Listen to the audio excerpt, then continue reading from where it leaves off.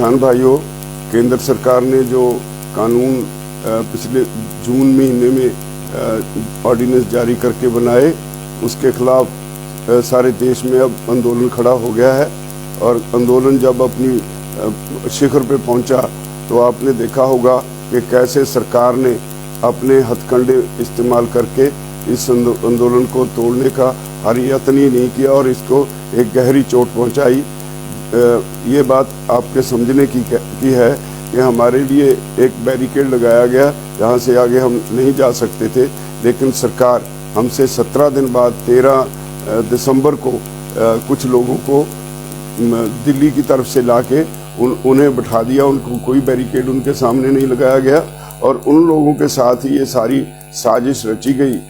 Deep Sidhu RSS का खासम खास आदमी है और एक लखा सिधाना उसके साथ मिला हुआ है।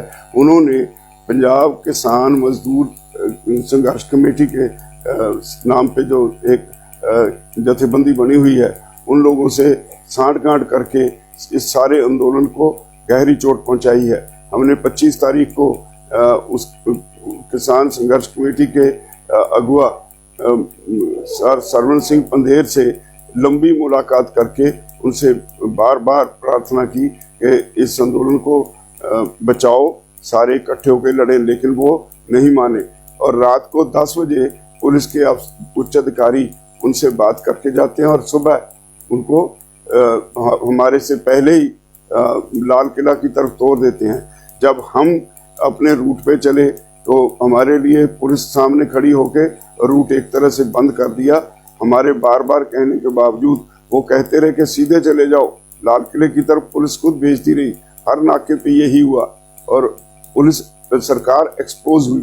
जिस तरह से लाल किले पे झंडा फहराया गया, इतना लंबा समय पता नहीं पुलिस कहाँ थी और पता नहीं आज जो बदनाम कर रहे हैं संघर्ष को, वो लोग कहाँ थे, कौन से लोग थे जिनसे उन्होंने ये झंडा फहराया और नेशनल फ्लैग की बेइज्जती की गई।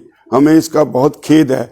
हमने, हालांकि हमारी इसमें कोई गलती नहीं, क्योंकि आंदोलन की शुरुआत हमने की थी, इसलिए कल हमने प्रेस कॉन्फ्रेंस करके इसके लिए भी अपनी इखलाकी जिम्मेवारी समझते हुए माफ़ी मांगी देशवासियों से कि अगर किसी ने भी इस आंदोलन का नाम लेके नेशनल फ्लैग की बेअदबी की है तो हम उसके लिए हमें खेद है।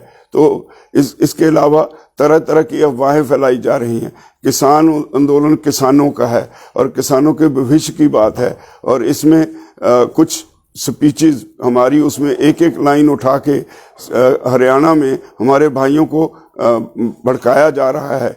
मेरा कतई इसमें कोई ऐसी मंशा नहीं थी, क्योंकि मैंने 1978 से हरियाणा में यूनियन खड़ी करने के लिए सबसे पहले रिसालदार बलवीर सिंह, मास्टर केरी सिंह, मांगेराम मलिक जैसे जो किसान लीडर्स थे जो अब दुनिया में नहीं है, उनके साथ मैंने काम किया और हरियाणा में किसान संगठन खड़ा किया।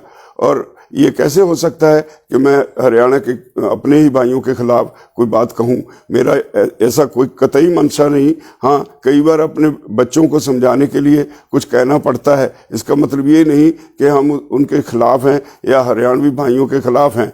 मैं फिर भी अगर किसी भाई को इससे दुख हुआ, उसके लिए मैं खेद प्रकट करता हूँ, लेकिन मैं एक अपील करता हूँ। ये आंदोलन बहुत तेजी से आगे बढ़ रहा है और ये इससे हमारी भविष्य की किस्मत जुड़ी हुई है। इसलिए मेरी निवेदन है, ये बातें सब भुला के, अगर आपको कष्ट हुआ उसकी क्षमा करके सभी दोबारा फिर इस आंदोलन में उसी जोशो खरोश से शामिल हों जैसे पहले हरियाणा और पंजाब दोनों भाई इकट्ठे अलग अलग बॉर्डर्स पे बैठे थे।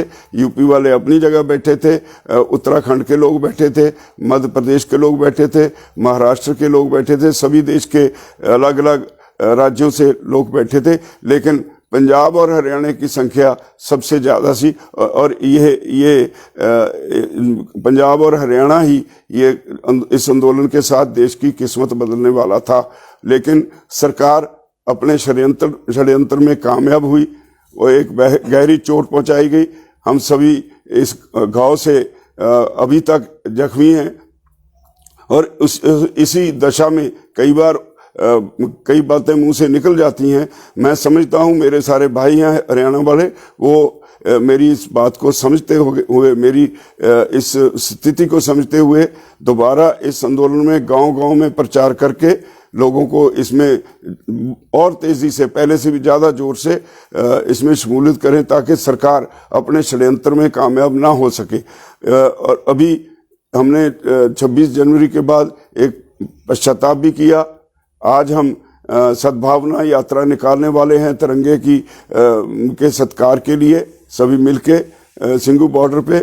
और इसी तरह अगला प्रोग्राम 30 जनवरी को गांधी जी के शहीदी दिन पे एक दिन का सारी लीडरशिप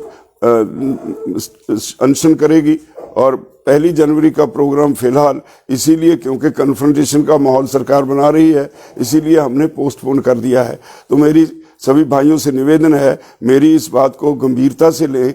आंदोलन बहुत बड़ा है, आंदोलन आपके भविष्य का, आपके बच्चों का, आपके परिवारों का, उन सब के लिए है और उनके भविष्य को तय करेगा। इसलिए ये छोटी बातें, मैं बहुत छोटा आदमी हूँ आंदोलन के मुकाबले, अगर किसी को दुख हुआ है तो मेरी बातों से नाराज होके आंदोलन को मत बिगाड़ें, आंदोलन को उसी सतर पर फिर लेके आए। मैं उम्मीद करता हूं कि सभी भाई मेरी इस बात को जरूर मानेंगे। धन्यवाद।